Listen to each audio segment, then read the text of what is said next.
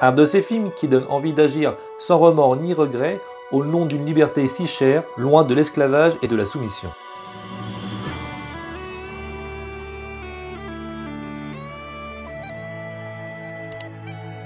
Braveheart est un film américain produit, réalisé et interprété par Mel Gibson, sorti en 1995.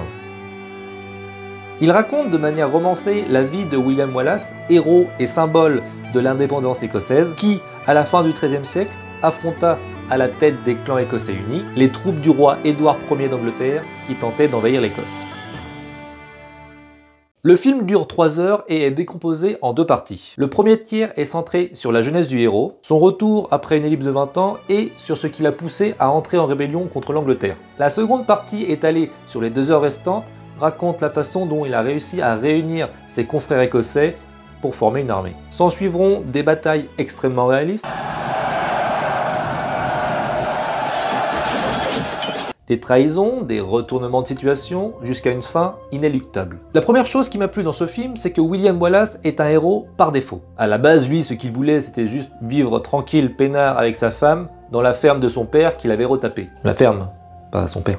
Il voulait faire cela en dépit de l'emprise anglaise qui se refermait peu à peu sur l'empire écossais. Par un coup du sort, il devient veuf et leader d'une insurrection qu'il regrette immédiatement d'avoir entraîné. « Retournez à vos chaumières !» dit-il à ceux qui veulent se joindre à lui. Mais, comme ils le disent, il n'y aura plus de chaumières quand les Anglais auront réprimé la révolte. Effectivement, dès que les Anglais auront appris ce qui s'est passé, il y aura forcément des représailles. Quoi qu'il puisse faire maintenant, il ne peut plus faire marche arrière. Et voilà notre Wallace propulsé chef de la rébellion à la tête d'une véritable armée de patriotes. Il prend ce rôle de leader qu'il n'a pas vraiment voulu très à cœur, en s'activant dans tous les sens pour allier les clans. Pour cela, il aura besoin de l'appui de Robert Bruce, historiquement le vrai leader de la révolte, qui est le prétendant au trône d'Écosse le plus sérieux et le personnage le plus complexe du film. En effet, celui-ci est tiraillé par la logique politicienne froide de son père, qui a du sens, et ses principes moraux chevaleresques de jeune idéaliste. Son père est très intéressant. Dès qu'il a vent de la révolte de Wallace, il conseille à son fils de le soutenir avec ses terres du Nord, mais de le condamner avec ses terres du Sud, lui permettant ainsi d'être dans les 2 camps en même temps. Et c'est donc là le deuxième point fort de ce film, qui se montre très lucide quant à l'aspect politique qu'implique une rébellion. Ce que l'on perçoit à travers le conflit intérieur de Robert Bruce, mais aussi de manière moins poignante avec les autres nobles, qui ne sont que de simples calculateurs sans grande conviction. En effet, la raison principale qui fait échouer l'idée d'une Écosse libre sont ces luttes intestibles des nobles écossais pour des miettes de pouvoir, préférant l'intérêt personnel à l'intérêt collectif. La musique, signée James Horner, qui a fait notamment les musiques de Titanic et Avatar, colle parfaitement à l'atmosphère du film et réserve quelques passages qui nous transportent vraiment en Écosse.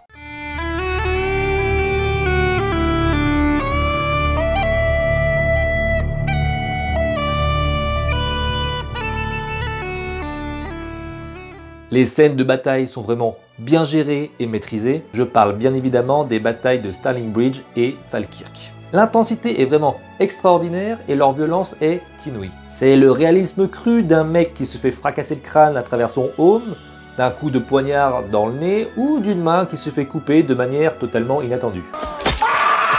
Des images d'à peine quelques secondes, mais qui font toute la différence. Elles sont tellement réalistes que Mel Gibson a eu des contestations avec les organismes de protection des animaux qui ont cru que le chevaux utilisé dans les violentes scènes de combat était réel. Alors que, évidemment, ils étaient faux. Mais c'est surtout cette scène mythique de Mel Gibson, peinturlurée de bleu et du sang de ses ennemis, fixant le capitaine anglais avec ses yeux de fou, un peu à l'arme fatale pour ceux qui connaissent, avant de le désarçonner et le décapiter d'un coup net et précis. Là, bizarrement, il n'y a pas eu de contestation du côté des organismes de protection de l'homme. À croire qu'on a le droit de décapiter un mec mais pas de couper la patte d'un cheval quoi. Les décors sont quant à eux magnifiques, rendant justice à ce beau pays, mais aussi à l'Irlande, car une bonne partie du film fut tournée sur l'île de Stephen. Ton île? Tu veux dire l'Irlande? Oui, c'est mon île. Tu es complètement fou.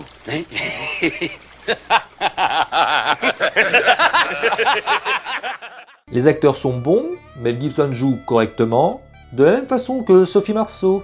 Et oui, notre petite française, que nous ne voyons que très peu à l'écran. Le roi Édouard Ier, magnifiquement interprété par Patrick McGowan, est un terrible méchant de par sa cruauté et sa perfidie extrême que l'on adore détester. J'ajouterais qu'après l'avoir revu, j'ai trouvé la première partie un peu longue comparée à la première fois où je l'ai vu. Peut-être est-ce dû au simple fait que je connaisse la suite. C'est vraiment le petit bémol que je voulais souligner. C'est un film qui lie à la fois divertissement et histoire, car il ne faut pas oublier qu'il s'agit à la base d'une histoire vraie, bien que certains passages aient été rajoutés ou modifiés pour le bien du film. Il faut dire aussi qu'à la base, personne ne voulait diriger le film.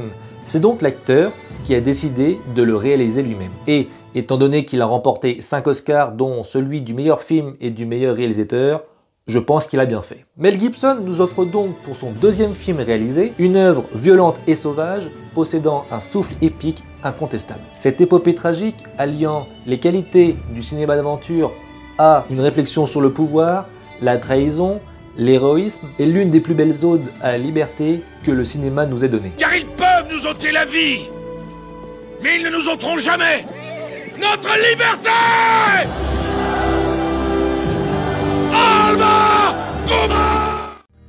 Voilà, en espérant que la vidéo vous a plu, n'hésitez pas à me dire ce que vous avez pensé du film dans les commentaires. N'oubliez pas non plus le petit like et l'abonnement, ça fait toujours plaisir. La semaine prochaine, nous resterons dans la nature tout en revenant sur les territoires américains où là, on aura encore des beaux paysages et une belle bande son. Et c'est ça aussi, les bons films.